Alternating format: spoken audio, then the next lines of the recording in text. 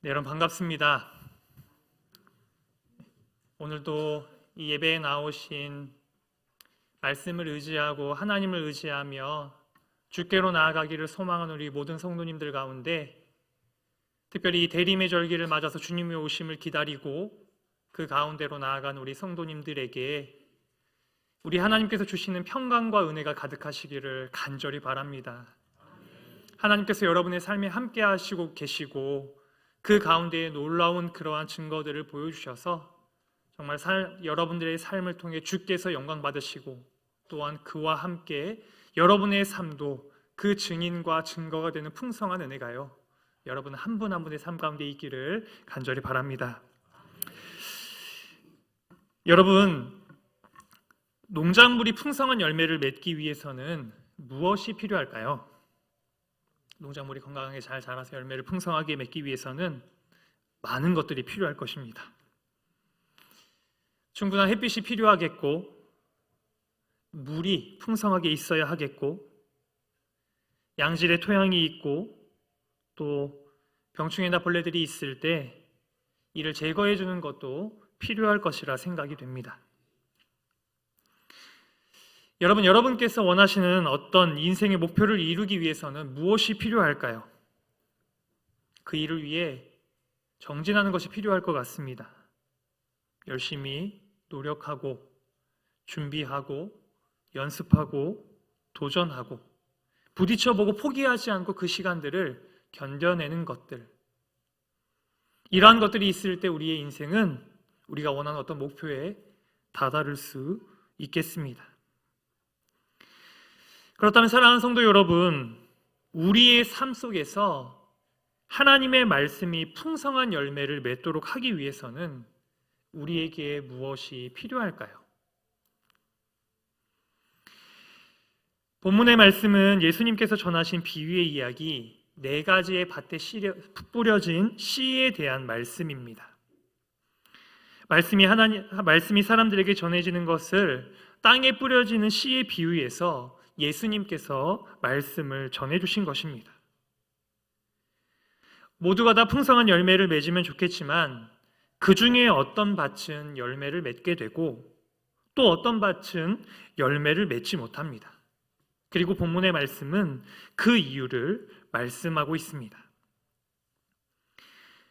예수님의 비유에는 4가지 밭이 등장합니다. 길가, 돌밭, 가시덤불밭, 좋은 땅.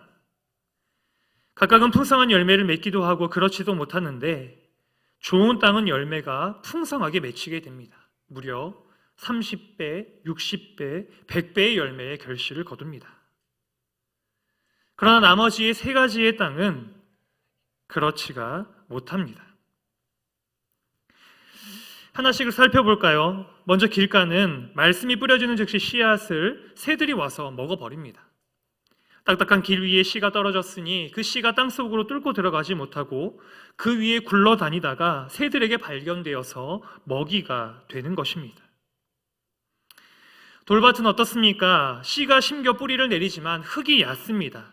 돌밭은 돌이 많이 있는 밭이지 않습니까? 땅이 깊지 않은 것입니다. 때문에 식물은 뿌리를 충분히 내리지 못하고 그로 인하여서 넘어지게 되거나 말라 버리게 됩니다. 가시덤불밭은 싹을 내고 줄기가 자라지만 결실을 맺는 데까지 이르지는 못합니다.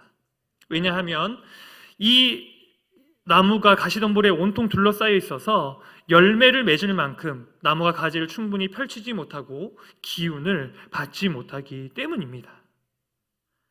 때문에 좋은 땅을 제외한 나머지의 땅들은 풍성한 열매를 맺는 데까지 나아가지 못한다 하는 이야기가 오늘 본문의 말씀입니다. 그런데 여러분, 오늘 본문의 이 비유는 실은 우리 마음에 대한 이야기입니다.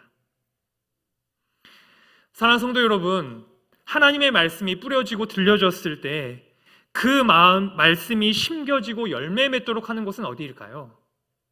바로 다름 아닌 우리들의 마음입니다.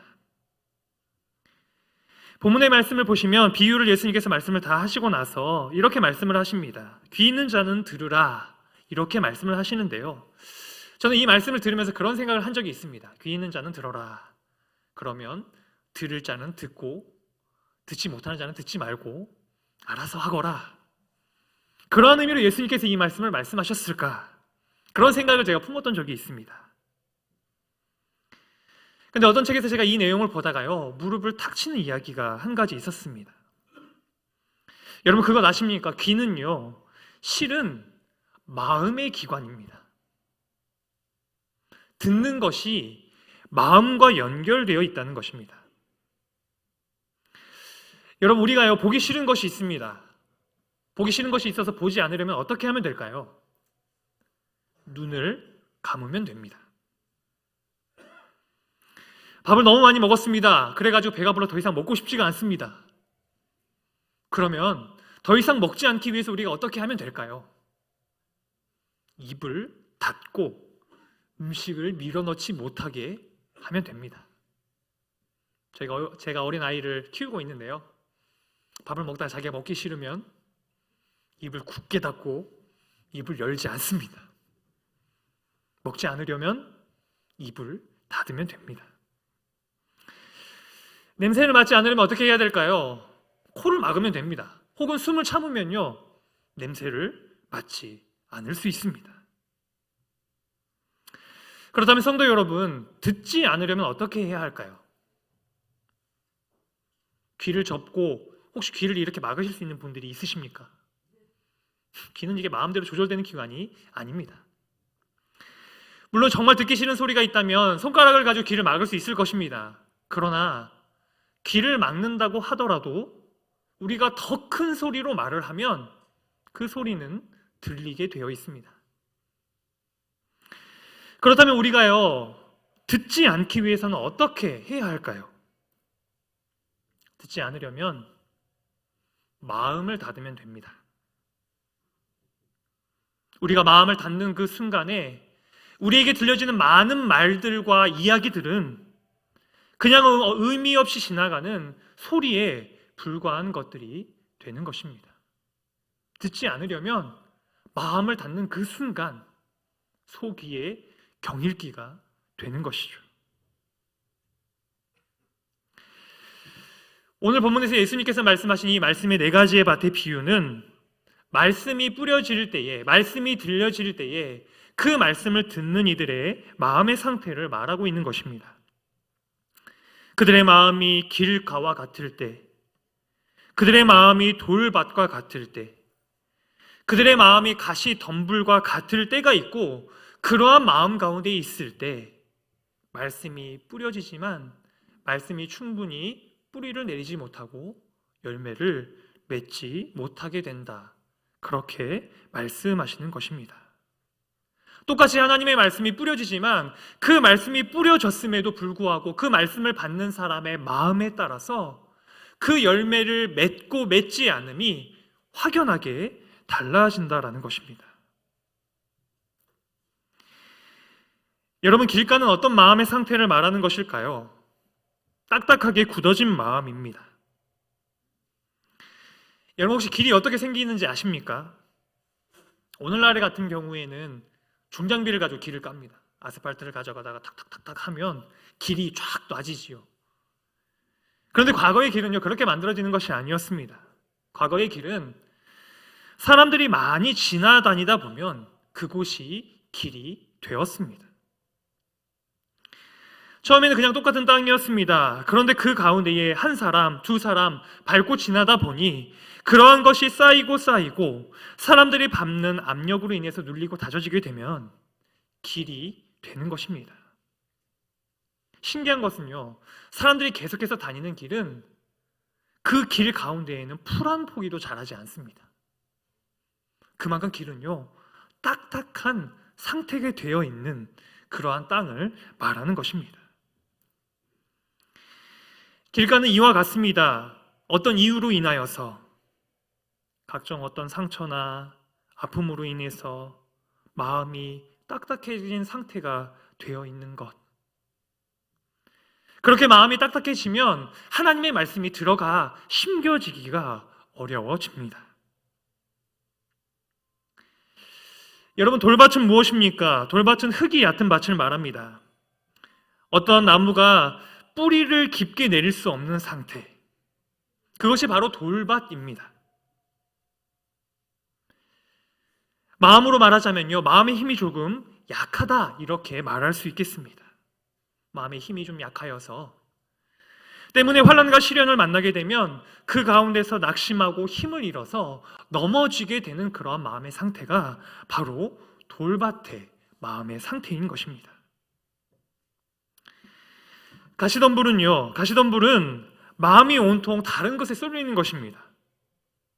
온통 세상의 염려와 재물의 유혹에 사로잡혀서 그 마음이 붙들려 있는 밭이 바로 가시덤불의 밭입니다. 우리의 마음 가운데 세상에 대한 염려, 걱정, 그러한 유혹들이요 저희들의 마음 가운데 찾아와서 그것으로 말미암아서 우리의 마음이 흔들려 버리는 것이죠.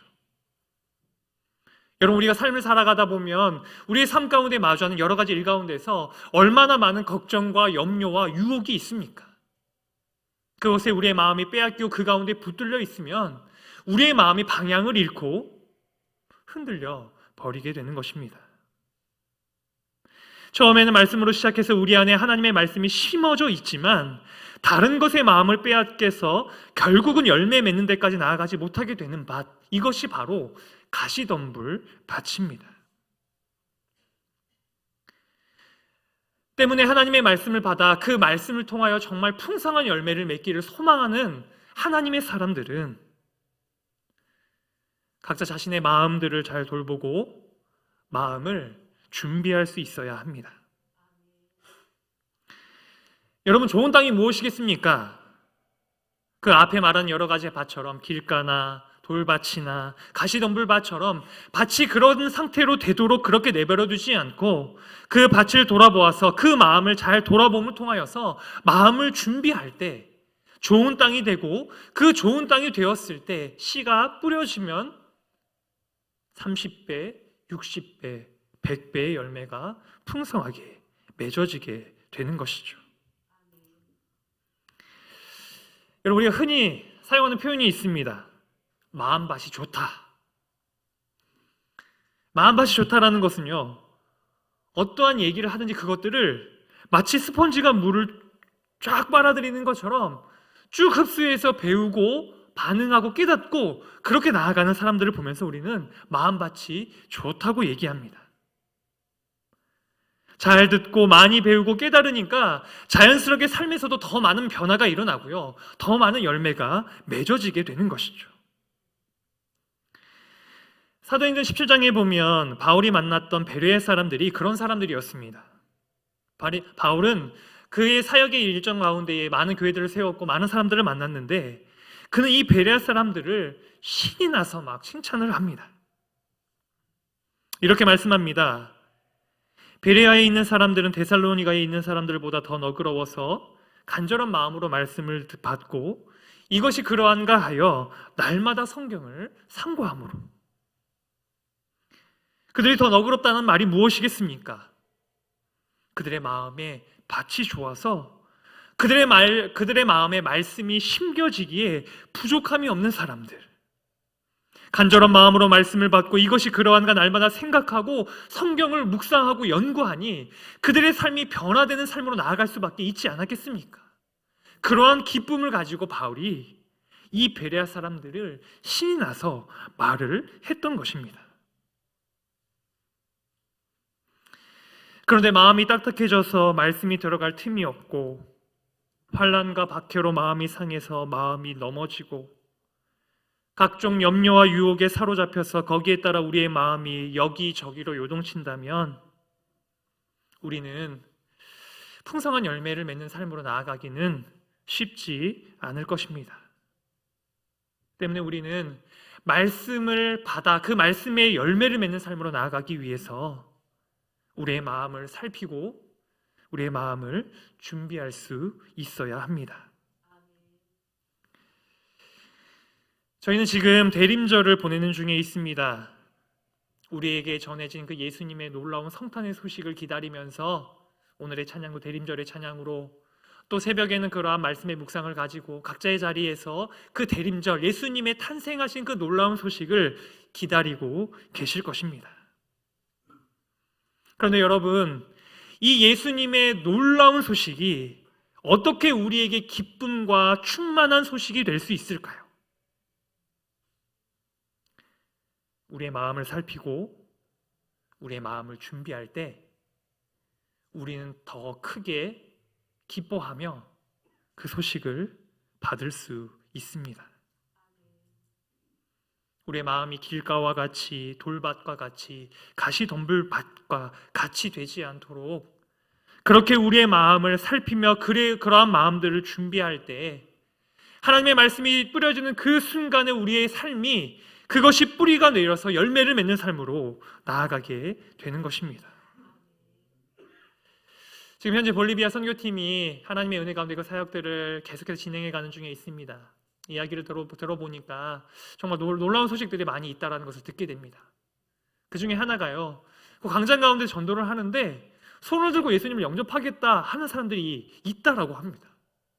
많은 사람들이 모여들어서 그 말씀을 듣고 그 가운데서 영접하는 사람들이 있어서 선교팀들이 막 그것을 기뻐하고 신이 나가지고요, 그 이야기를 올린 것을 보면서 자, 하나님께서 놀랍도록 일하고 계시다라는 생각을 하면서 감사의 고백을 하게 되었습니다. 우리도 그러했던 것 같습니다. 한 50년, 60년 전에 우리에게 처음으로 복음이 왔을 때 우리는 그 복음의 빛을 받고 기쁨 가운데 그것들을 영접하며 우리가 하나님의 자녀, 하나님의 백성이 되지 않았습니까? 그러나 오늘날을 생각해 보면요, 조금은 시대가 달라지는 것 같습니다. 무엇이 달라진 것일까요?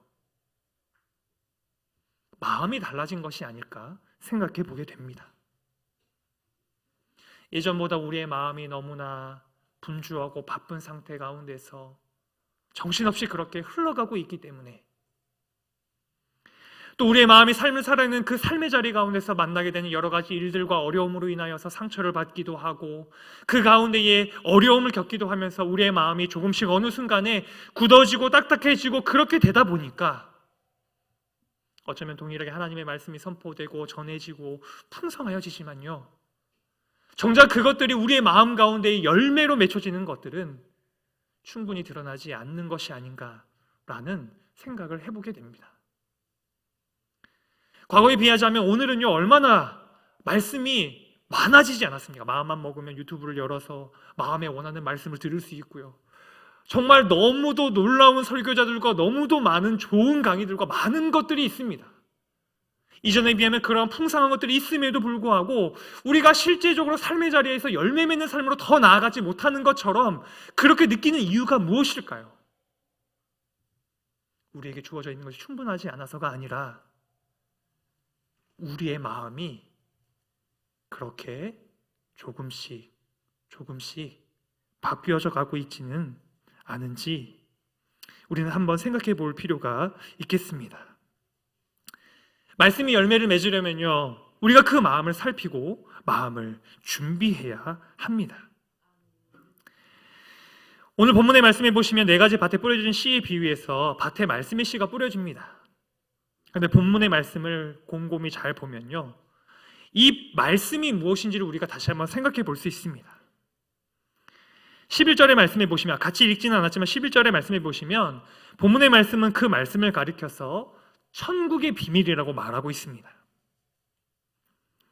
19절의 말씀은 이렇게 말씀합니다. 아무나 천국의 말씀을 듣고 깨닫지 못할 때에는 악한 자가 와서 그 마음에 뿌려진 것을 빼앗는다. 말씀은 무엇이라고 말하는가 하면 천국의 말씀이라고 말하고 있습니다. 실제로 마태복음 13장은 천국에 대한 말씀으로 가득 차 있습니다. 천국에 대한 비유의 말씀이 가득한데요, 우리가 잘 아는 말씀 중에 하나가 이것입니다. 천국은 마치 감추인 보화와 같으니 사람들이 이를 발견한 후에 숨겨두고 기뻐하며 돌아가서 자기의 소유를 다 팔아 그 밭을 사느니라. 사랑하는 여러분, 소유를 다 팔아서 사는 그 천국의 말씀이 무엇입니까? 바로 그 말씀은 예수 그리스도를 통해서 전해진 놀라운 소식인 것이죠. 예수님이 이 땅에 빛으로 오셨고 이 땅을 회복시키고 구원하시기 위해 이 땅에 오셨다. 예수 그리스도를 통한 구원과 회복과 온전케 됨의 역사가 우리 가운데에 시작되었다. 그것을 우리에게 말씀하여 주고 있는 것입니다. 그 말씀의 씨가 뿌려졌는데 누군가는 열매를 맺고 누군가는 그것이 심겨지지 못한다는 것이죠. 우리는 세상을 살아가면서 세상으로부터 많은 소식을 듣고 그 소식 가운데 상처를 받고 어려움을 겪습니다. 이번 주에 장례가 2건이 있는데 우리 고 최수진 집사님의 이야기는 참 우리의 마음을 좀 무겁게 만드는 것 같습니다. 우리의 삶을 들여다보면 이해되지 않는 일들이 일어나고 너무 고통스러운 현실을 보게 되고 그러한 현실을 살아가다 보면 어느덧 우리의 마음은 딱딱하게 굳어져 갑니다. 환난과 박해가 일어나 우리의 삶을 덮쳐오게 되면 우리의 마음이 흔들립니다. 세상을 살아가는 그 세상 가운데에 세상의 염려와 유혹이 우리를 사로잡을 때 우리는 믿음으로 하나님의 말씀을 붙잡고 나아가는 것보다 세상의 방식으로 우리도 똑같이 하고 싶은 그런 유혹을 느낄 때도 있습니다. 여러분, 이번 한 주는 어떠셨습니까? 예수님이 오시는 그 성탄을 기다리는 대림절이기 때문에 특별히 더 마음이 평안하고 놀라운 일들이 많이 있으셨습니까? 그러면 너무너무 좋겠다. 사실 저는 그런 간절한 마음을 품어보지만 정직하게 말해보자면 아마 그렇지 않으셨을 것 같습니다. 대림절이지만 여전히 삶의 문제는 있고 대림절이지만 여전히 어두운 소식들이 자꾸만 들려지는 일들이 있고 그 가운데서 만나게 되는 어떤 고난과 역경 가운데에 우리의 마음이 흔들리는 것을 우리는 보게 됩니다. 예수님을 믿는다고 해서 그 모든 것들이 다 완전히 없어지면 참으로 좋겠지만 여전히 이 땅에서는 그러한 것들이 함께하고 있고 우리는 그 가운데서 상처를 입고 그 마음이 깨어짐을 경험하게 됩니다. 그러다 보면 자연스럽게 우리의 마음이요 딱딱해지고 낙심하여 주저앉게 되고 각종 염려로 가득 차게 되는 것이죠. 물론 그러한 것은 이상한 것이 아닙니다. 그러나 그것이 계속해서 유지되고 계속해서 더욱더 늘어나면요 우리의 마음은 점점 더 굳어져서 말씀을 받을 수 없는 그러한 상태의 밭으로 마음으로 바뀌어지게 되는 것입니다. 사랑하는 여러분, 세상을 살아가면 마음에도 먼지가 쌓입니다. 우리는요 이 예수님의 대림을 준비하는 그 기간 가운데서 그 말씀의 은혜 가운데 나아가기 위해서 그 마음에 쌓인 먼지들을 털어낼 필요가 있습니다. 우리의 마음의 여러 가지의 상처와 아픔, 그로 인해 찢겨진 것들, 그것들을 주께로 내어놓고 주님께로 맡겨드릴 때 그 마음에 쌓인 먼지들을 털어낼 때 주님의 말씀이 심겨지는 그러한 마음으로 바뀌어지게 될 것입니다. 예수님이 이 땅에 오셔 한 가지의 권면을 좀 드려보자면요, 저는 여러분들이 이 마음을 준비하는 과정에서 여러분의 마음에 어떠한 공간을 좀 만드셨으면 좋겠습니다.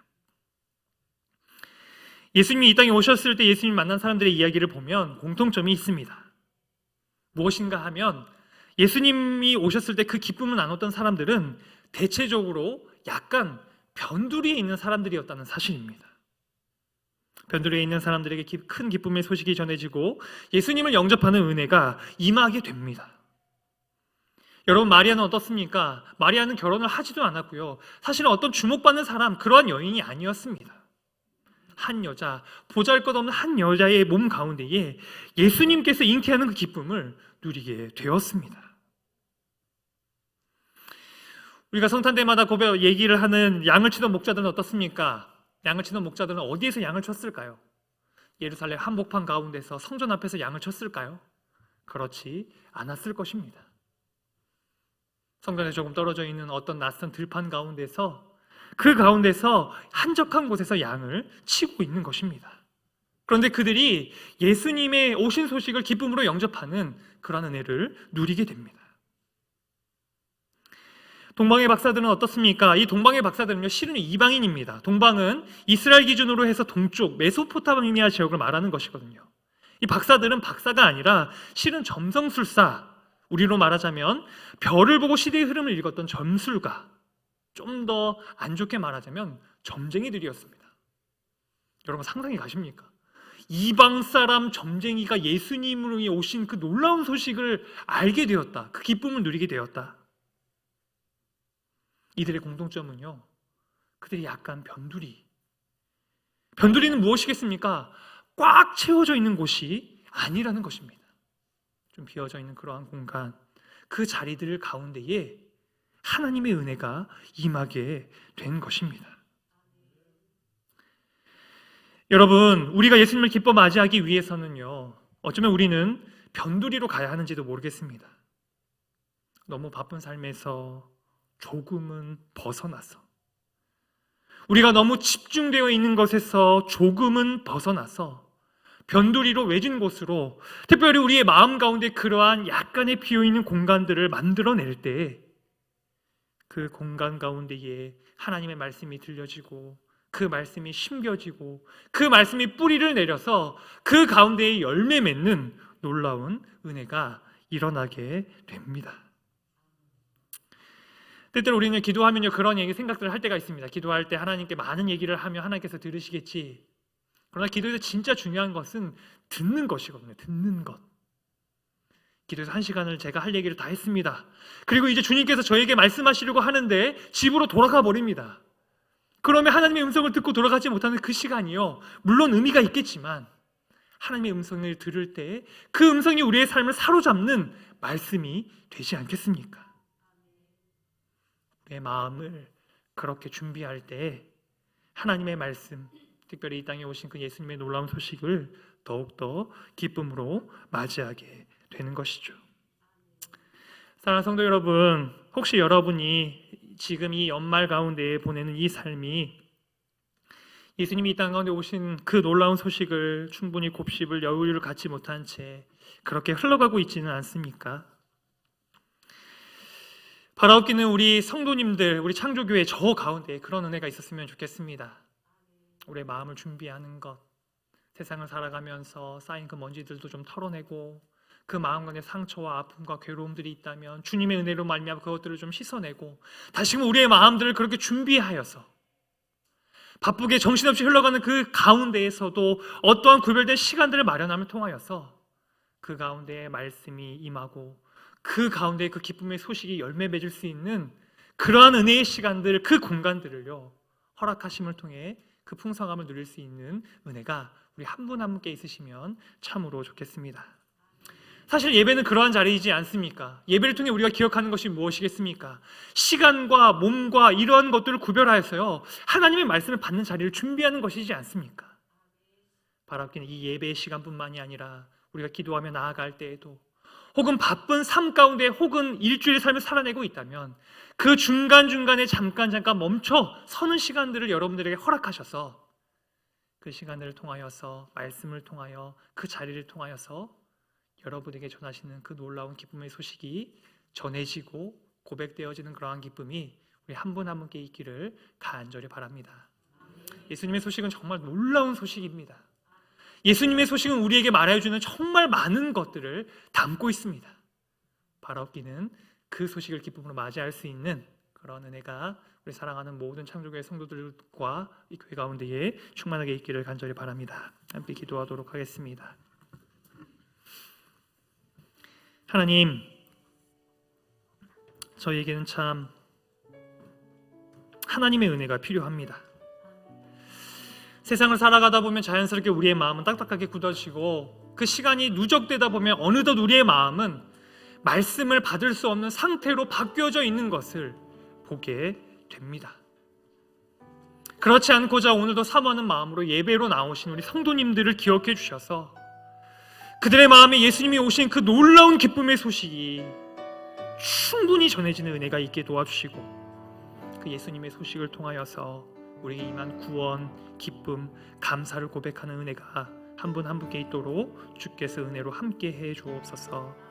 특별히 예수님을 우리가 마음으로부터 기쁨으로 영접하는 그런 은혜가 우리 대림절의 기간에 있도록 함께해 주옵소서.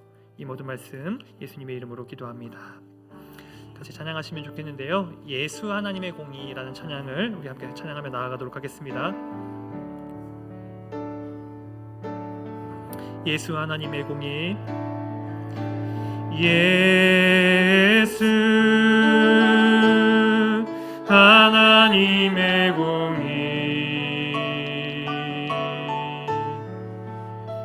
주 독생자 그의 나라 임하시네.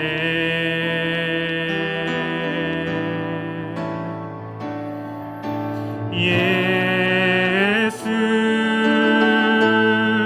제물이 되신 주,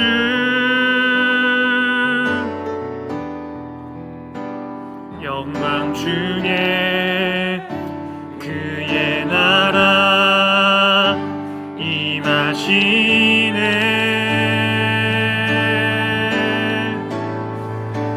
주의 나라 영원하며 그의 영광 무궁하리.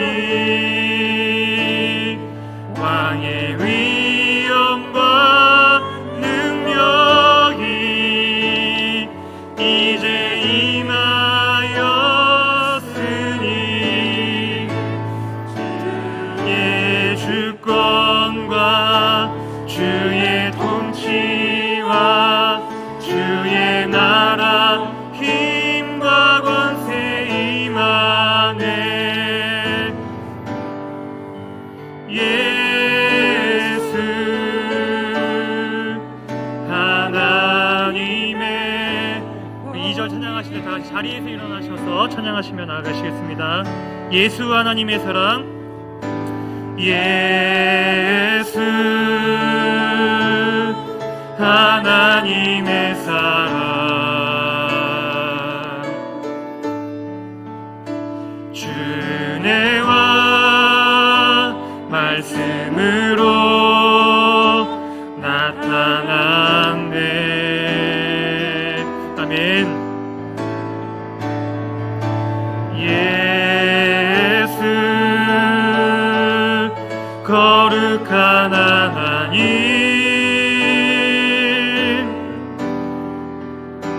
영광 중에 그의 나라 임하시네.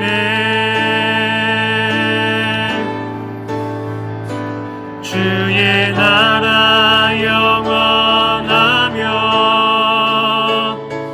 그의 영광 무궁하리.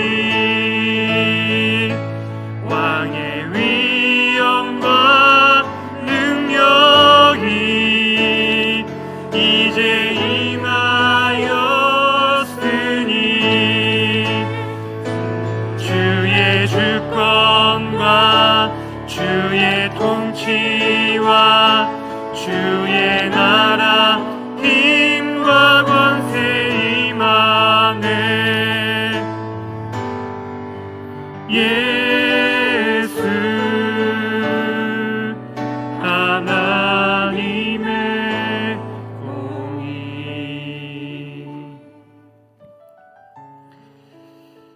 더러는 좋은 땅에 떨어짐에 어떤 것은 100배, 어떤 것은 60배, 어떤 것은 30배의 결실을 하였느니라. 귀 있는 자는 들으라 하시니라. 아멘. 이제는 우리에게 생명의 말씀을 주시기 위해 이 땅 가운데 오신 예수님의 그 은혜와 우리를 사랑하시는 하나님 아버지의 영원하신 사랑과 성령님의 교통하심이 이 시간 세상 가운데에 살아가며 퍽퍽하여진 딱딱하여져 가는 우리들의 마음들을 돌아보며 그 마음을 준비하여 하나님께서 말씀하실 때에 그 말씀을 마음에 심어 열매 맺는 삶으로 나아가기를 소망하며 나아가는 이 시간에 고개 숙인 사랑하는 모든 성도들과 우리 창조교회 위에 영원토록 함께하옵시기를 간절히 축원하옵나이다. 아멘.